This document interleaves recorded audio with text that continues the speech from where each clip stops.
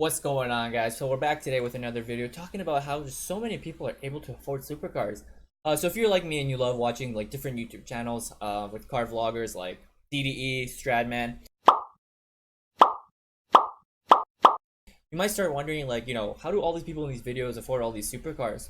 And that was something I really started to wonder. And I looked into it, and it actually makes a lot of sense once you kind of delve into it and you look into the details. So let's get right into it. A lot of you might be wondering, how does buying a supercar even work? Do you have to like just get $200,000 in cash and go to the dealer and just give them the money?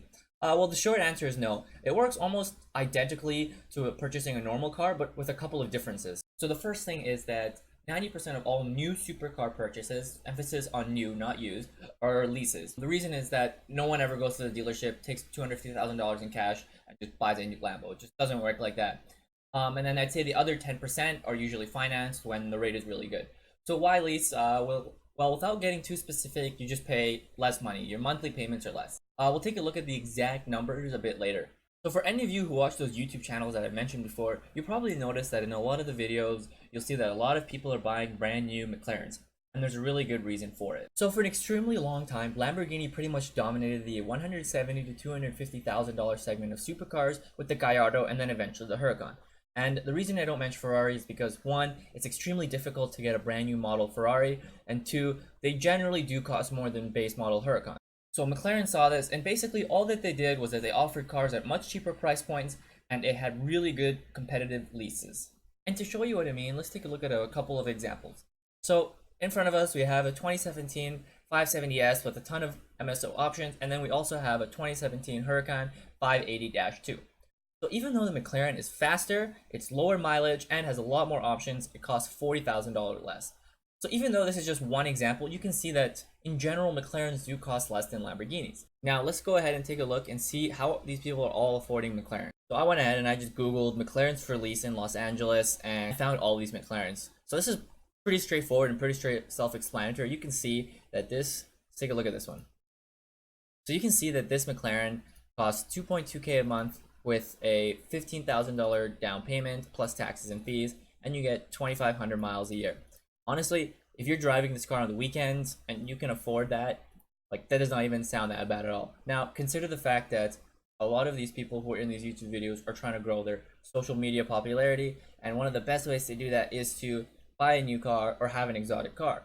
So if you have a YouTube channel and you're trying to grow, you could also count this as a business expense, or you could even count this as something that you use towards your business to grow it. Let's take a look at another one. So right here we have a 2019 McLaren 720S, and it costs $3,000 a month, and it's again $15,000 down payment, which to me is just affordable if you have the money. So now the next thing I'm actually talk about is how some of these people who are buying these cars who can't afford them. Okay, so this is going to turn into a little bit of a personal finance lesson about buying exotic cars, and this could also apply to any car that you may buy. So let's make an example of someone who could possibly buy a 2019 McLaren that costs $2,200 a month with a $15,000 down payment. So say Bob is well off and he makes $6,000 a month after tax. His monthly expenses are $3,500 a month, leaving him with an extra 2.5K a month in whatever he wants to spend, so that it includes food, include all these different things. And he also has $20,000 in a saving. So if you're Bob in this situation, should you buy this car? Well, in my opinion, I don't think so.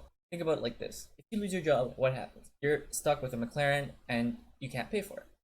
So another thing that could also happen is that, say for example, that in your McLaren, which is very, very expensive, let's say you accidentally curb the wheels or damage some of the carbon fiber on the bottom.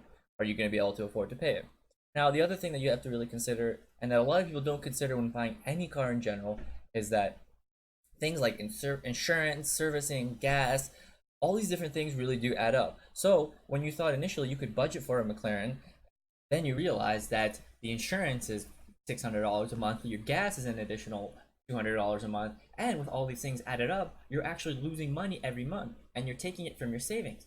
And in this scenario where Bob only had $20,000 in his saving, you have $5,000 in your saving. So you're constantly losing money from your savings.